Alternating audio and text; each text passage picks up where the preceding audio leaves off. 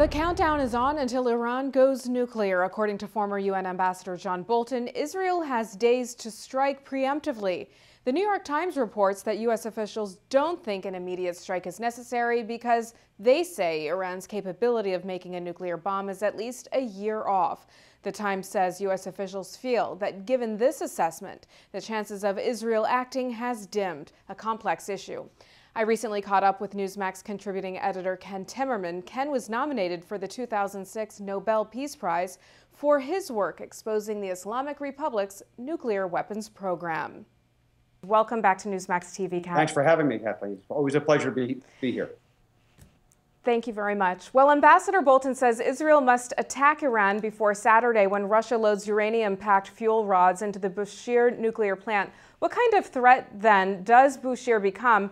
And does this trigger an arms race in the Middle East? Well, Ambassador Bolton makes a very important point and a very strategic point, is that once those fuel rods go into the reactor this Saturday, it becomes virtually impossible to attack. So if the Israelis want to prevent that reactor from going live, they have to hit it before Saturday. Now, here's the danger. Once the Iranians have the reactor up and running in Bushehr, it gives them a source of plutonium which they can use for the bomb. This gives them a second avenue of producing nuclear weapons in addition to the uranium enrichment plant that they have already at the time. So it basically makes their program harder to control. It gives them a more advanced program, and it makes them infinitely more dangerous. Do you believe an Israeli attack is imminent? Well, look, we'll never know until the bombs are dropping and we get the reports coming out. But I think the Israelis are very, very serious. I note also that there's been radio silence out of Jerusalem the past couple of weeks, and that is always a telltale sign that something's going on. When the Israelis are getting ready to take action, they don't talk. When they want to get the world involved, when they want to get the world concerned about what's going on, then they talk. Netanyahu, the prime minister, or other emissaries are sent around the world to talk to public leaders, to other officials and leaders around the world and to the public. Recently, they've not been talking, and to me, that is indeed a telltale sign that they're preparing. President Obama supports diplomacy and sanctions, but seems to shy away from military action if Israel strikes. What kind of support, if any, would it receive from the U.S.? Well, the best thing that could happen, Kathleen, is that the U.S. does not interfere. Because I don't think anybody believes that the Obama administration would actively support an Israeli strike. There were news reports a year ago that Admiral Mullen, the chairman of the Joint Chiefs of Staff, would give orders to U.S. Forces in the Middle East to actively oppose an Israeli airstrike. That appears to have been rescinded. Recently, there have been reports that the U.S. will not oppose Israeli overflights either of Saudi Arabia, Iraq, or other places where the United States has some control of the airspace. Now, Iran's Supreme Leader Ayatollah Ali Khamenei said Wednesday that any talks with the United States would take place only if Washington drops sanctions and threats against Tehran. Ken, do you see sanctions working? And how do you think the U.S. will respond on this one? Well, it's interesting, Kathleen, to see how these sanctions are playing out. I believe that sanctions are necessary from a moral perspective. They are the only weapon that we have in between appeasement and war. So if you don't want to go to war, you want to exhaust all the possibilities beforehand, you have to apply economic sanctions. You have to apply them forthrightly. They have to be as effective as possible. I think they have been psychologically effective on Iran. The Iranians are clearly worried about it. They talk about it all the time. It's made it more difficult for them to get insurance of their oil cargoes. When the U.S. sanctions that passed Congress last month went into effect, the very next day you saw Iranian commercial aircraft from Iran Air grounded in Europe because they could not get access to commercial jet aviation fuel. So this really does have a big psychological effect on the Iranian regime, and I think it's important. But more than that, Kathleen, what the Obama administration has not done, and it must do, and again, it's a moral imperative, is to help the pro-freedom movement inside Iran. That is the next thing that absolutely must be done if we want to avoid a war, an open war, with the Islamic Republic of Iran. Let's talk about Russia's role in all of this. It is helping to build the nuclear plant. It has condemned sanctions on Iran. Do you feel that we're headed for another Cold War, if you will?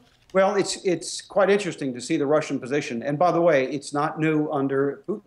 We saw the same thing with Yeltsin when he was president. I can still recall in 1995 when Yeltsin signed a nuclear protocol with the Iranians in January. I got a copy of that protocol in April. We revealed that it included military aspects. Now, if you're signing a nuclear agreement with another country that includes military aspects, you're basically talking about nuclear weapons. And the two most troubling aspects of that contract were a uranium shaft, which everybody believed was a nuclear test site, and a full-up centrifuge plant. Now, when President Clinton met with Yeltsin in May in Moscow in 1995, they came out in a joint press conference. Yeltsin said, okay, we're going to cancel the military aspects of our nuclear protocol with the Iranian regime. So we've seen this Russia-Iran nuclear cooperation for many, many years. It is not new, but Prime Minister Putin seems to be willing to take it to a confrontational state. All right. Well, Ken, a big controversy in the U.S. remains that planned mosque near New York's Ground Zero. Its developers on Wednesday refused to roll out using funds from Ahmadinejad's Iran to build the project. Is this something that Americans should be concerned about? Right there, that ought to be a deal breaker, Kathleen. If they're going to accept funds from either Saudi Arabia or from Ahmadinejad in Iran, I think it clearly shows that the intentions of the builders is to create a Cordoba mosque. Let's not forget, Cordoba was the point in Spain, the furthest reach of the aggressive Islamic empire. This is as far as they got into Western Europe before, of course, the Battle of Vienna. So it represents to the Muslim mindset the advance of Islam into the Judeo-Christian heartland. That's what the mosque at Ground Zero is all about, and I think that's why Americans should be concerned about it and should oppose it. Ken, before we go, I want to get your thoughts on Iraq real quickly. Final U.S. combat troops are leaving Iraq. 50,000 will be left to advise Iraqi security forces. All U.S. troops are set for withdrawal by the end of 2011. Is Iraq ready for this, in your opinion? Well, I think we're headed for trouble. I've been to Iraq several times for Newsmax and have been reporting from the north in particular. You've got several problem areas. There's obviously the Iranian influence in Iraq, which is extremely important. And the Iranians are helping al-Qaeda. They're helping various Shiite groups as well, planting bombs. And then you've got this problem between the friction between the Sunnis in the north and the Kurds in the north, with the Christians in Mosul stuck in between. So Christians are being persecuted in this fight between Kurds and Arabs. And none of those are going to go away. It's going to get worse with the absence of U.S. combat troops to basically keep the peace. All right, Newsmax contributing editor Ken Timmerman, thank you so much. We appreciate your insight. Thank you, Kathleen. And thank you for watching Newsmax TV.